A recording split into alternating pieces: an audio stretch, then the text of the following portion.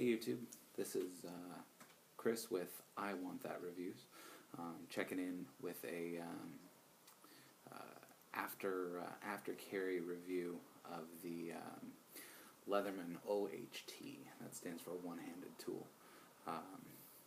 I've been carrying this guy for about a year now, and I gotta say I'm pretty impressed. The only issue that I've had with it at all has been one of these Torx head screws loosened up on me, and the tools themselves were binding on the edge here when I put it away.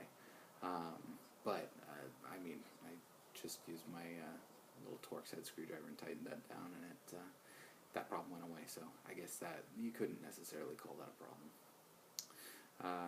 Deployment on this guy, I mean, it is advertised as a one-handed tool. You can hold this guy with one hand and deploy it this way. I've never been too fond of that myself personally. I like to pull it out of my pocket, just pinch the retainers and let it slide under its own weight open. It's never been a problem for me that way. I mean, it falls right into a ready position. One of the things that I love about this is that it's spring-loaded. I can't tell you how many times I've had a Leatherman and I've worked, and you gotta stick your finger in there and pry it back open to keep working. So having that spring-loaded thing, that was fantastic. The hard wire cutters there on the inside have the replaceable inserts. I've not had to replace those yet, even though they are getting some use there. But it definitely lives up to its name, being the one-handed tool. I mean, everything is deployable smoothly and able to be taken out and put away with one hand, I should say. So that definitely does live up to its name. One thing that I really liked with this was, when I'm trying to work on something with the pliers, it's nice to have this the other tools on the outside, because I don't know if you notice, if you guys have noticed, but this is something that's always bothered me, is that with Leatherman typically there's a hole here, so when you try to really give some pressure and squeeze down on what you're doing, it bites into your hands. It doesn't do a whole lot of good without gloves.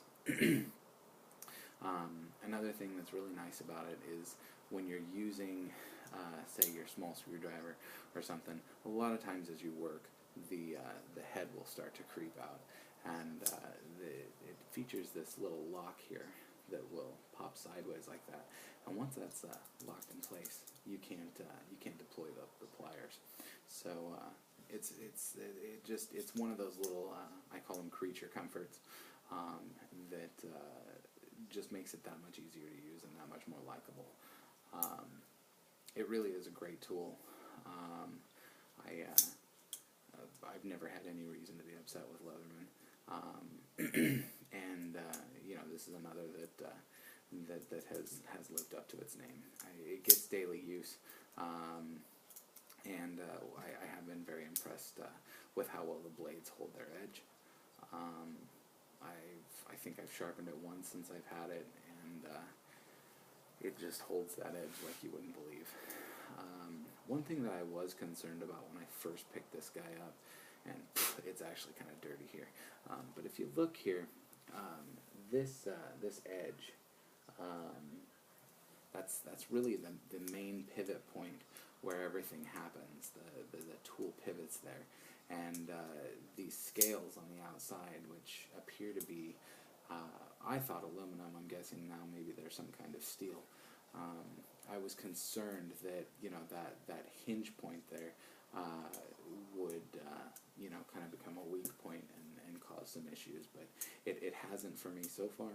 And I'm just going to keep using this in the day-to-day. I picked this guy up at my local Fred Meyer for $100, and the next one I've got my eye on already is the Mutt, which is aimed at the AR-15 platform. It's got scrapers and everything, but I've yet to be disappointed with this. and you know, it'll just it's earned a spot on my belt, and it will probably stay there until they outdo themselves again. So. But anyways, as always, thanks for watching. Please, if you like the video, subscribe, share, and I hope to keep bringing you reviews of fantastic products like this one. Thanks for watching.